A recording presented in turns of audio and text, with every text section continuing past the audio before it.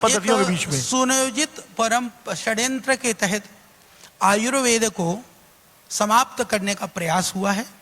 इसके बहुत सारे एविडेंसेस हैं।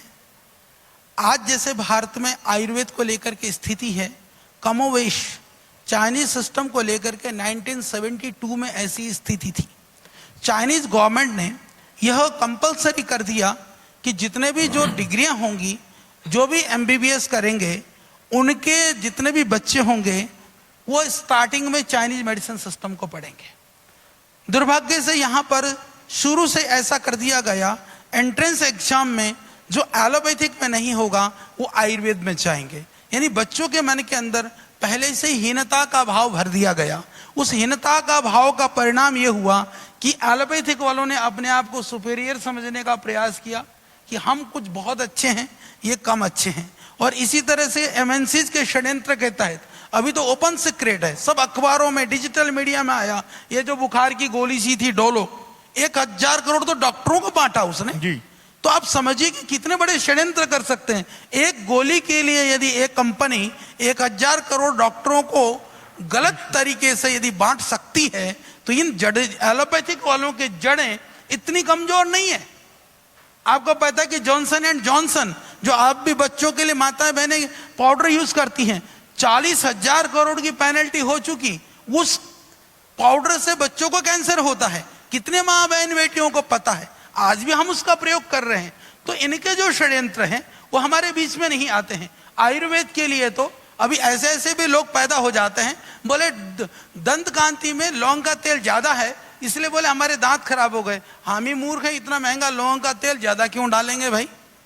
तो मैं एक उदाहरण दे रहा हूं। तो ये इस तरह के सिगुफे ऐसे बनाए जाते हैं, लोगों के दिमाग में बार बार डालो, कहीं ना कहीं वह उनके विचार का पार्ट बन जाए। लोगों ने कहा कि आयुर्वेदिक औषधि से लीवर किडनी खराब हो जाती है।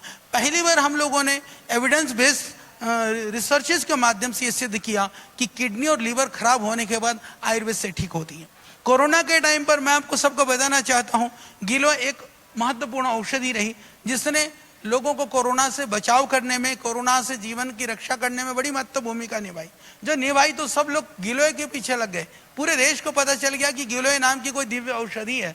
लोगों ने सेवन करना शुरू कर दिया। उसके बीच में पता चलता कि कहीं से रिसर्च हुआ कि लीवर कई दिन तक गिलोय का सेवन करने से लीवर खराब हो गई। ये फेक रिसर्च था।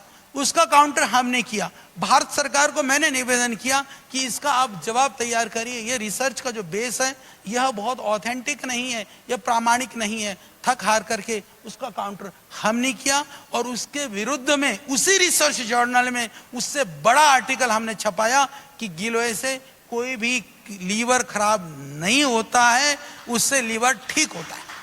तो ये काम हमको करना पड़ेगा। तो दुनिया षड्यंत्रकारी षड्यंत्र कर रहे हैं। जहां तक आपने बात करी इंटीग्रेटेड मेडिसिन सिस्टम की बात, मैं निवेदन करना चाहता हूं, आयुर्वेद वालों ने एलोपैथिक के विषय में कभी कुछ कहने का साहस ही नहीं किया। हमारे आयुर्वेद वालों को तो निरीह बना दिया गया। वो एक तरह से दिनहीन थे। उन्होंने तो वहां आयुर्वेद पढ़ करके भी लोग एलोपैथिक गोली लिखने के लिए मजबूर थे, क्योंकि आयुर्वेद को इतना पढ़ाया ही नहीं गया। पर एलोपैथिक वालों ने इतना षड्यंत्र किया आयुर्वेद के प्रति। किसी ने कहा कि हम आयुर्वेदिक की औषधियां लिखेंगे, उसके लिए कहा ये खिचड़ी पैथी। आज भी इस तरह की बातें की जाती थी। ये पतंजलि के प्रयास से integrated medicine system, holistic treatment system की बात होने लगी है।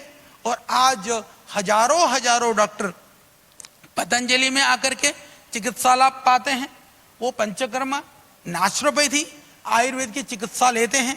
हम ये नहीं कहते हैं कि हम सुपीरियर हैं, पर आयुर्वेद वालों को भी कभी एलोपैथी की आवश्यकता पड़े इमरजेंसी में लेनी चाहिए। क्योंकि कोई भी रोग पैथी देख करके न तो बीमारी आती है, न पैथी के नाम से बीमारी जाती है। और जब बाहर चीज होती है, वो कोई बाहर होती है तो वो पैथी होती है मेरे भाई। जब पेट के अंदर जाती है ना, वो फिर बायोकेमिस्ट्री होती है, वो पैथी नहीं होती है। अमर उजाला अब आपके टीवी पर भी। अपने स्मार्ट टीवी पर YouTube पर सर्च करें अमर उजाला, चैनल सब्सक्राइब करें और देखें ताजा खबरें, वो भी HD क्वालिटी में। और हाँ, बेल आइकन दबाना ना भूलें ताकि हर खबर हो आपके घर। अमर उजाला, निष्पक्ष, निर्भीक, निरंतर।